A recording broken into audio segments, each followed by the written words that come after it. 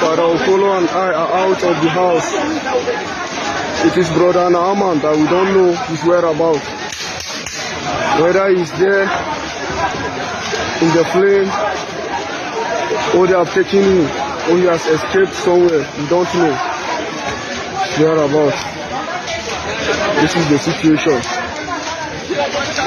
At Father and Kamanton, the parish house is set ablaze by the bandits that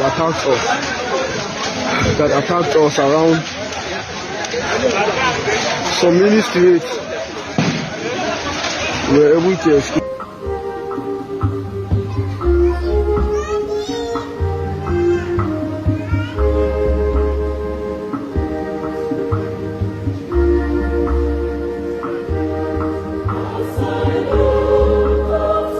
What do you do when your brother is burned alive and his killers vanish into the night? Today I want to tell you about a young man whose final lesson wasn't taught in a classroom, but in the fire of faith, pain, and unimaginable courage. Let's talk about Naaman Ngofe Stephen Danlami. Born on February 22nd, 1998 in Nigeria, this young man wasn't famous. He wasn't a celebrity. No trending hashtags, no million-dollar interviews. But what he was rare. He was genuinely good, genuinely kind. The type of person who just made the room better by being in it. He was studying at Good Shepherd Catholic Major Seminary in Kaduna, a place where young men are formed to serve, to lead, to love. That's the road that Stephen was on, a life of service to others. And he was all in.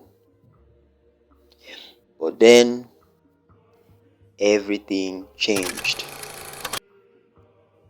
It was the night of September 7, 2023. The rectory where Stephen lived was attacked. The details? Brutal. Some say it was a kidnapping attempt gone wrong. Others say it was pure hatred. The attackers couldn't get to the Catholic priests, so they set the building on fire. And Stephen? He didn't make it out. He was 25 years old. He died in that fire.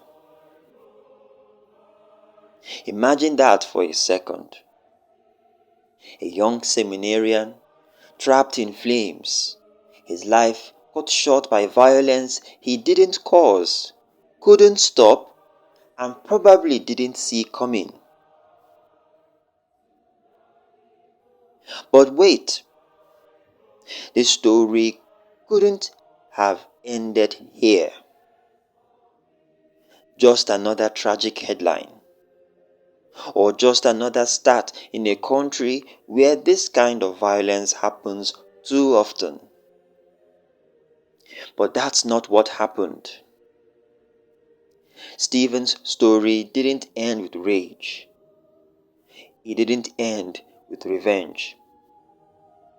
It ended with forgiveness. Let that sink in, because if it were me or you, the instinct is anger. Find them, punish them, make them pay. But his family, his church, his friends, they chose something harder. They chose to forgive. And I know what you are thinking. Forgive? For this? Yes, for this. Because forgiveness isn't about being soft. It's about being strong enough to break the cycle. It's not saying it's okay. It is saying, I won't let your hatred turn me into you. There's this line from the Bible, Luke 23:34. Jesus, literally dying on the cross, says, Father, forgive them, for they know not what they do. That's divine level compassion. But Stephen's story, it's a mirror of that same radical love. And here is the interesting part. He lived that way too. People who knew Stephen said he was joyful, warm, peaceful. He was that guy who made people laugh, who actually listened when you spoke. A brother, a friend, someone who made others feel seen. His death shattered people. But even in the grief, there was this weird strength. Like his memory was pushing everyone to be better, not bitter. Stephen was buried on September 12, 2023. I wish you could have seen the faces there. Anguish was written all over them. But also pride, because even in death, this young man preached a message.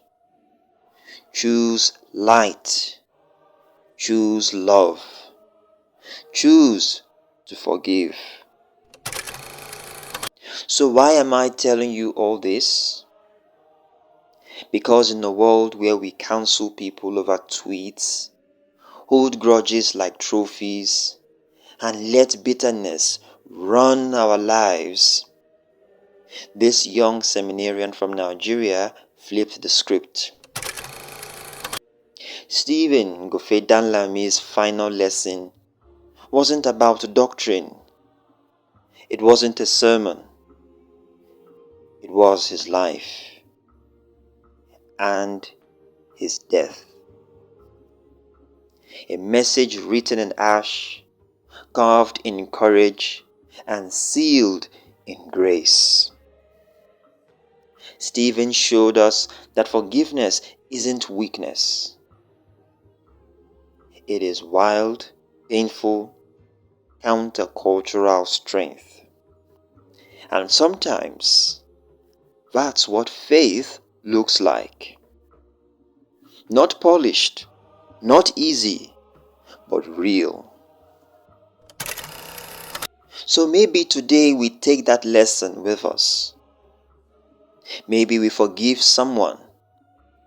Maybe we stop waiting for justice before we choose peace. Maybe we remember Stephen, not just for how he died, but for how he lived. A seminarian, a brother, a flame that burnt out too soon, but left light behind. Rest in peace, Naman Gofe Stephen Danlami. You taught us more than most do in a lifetime.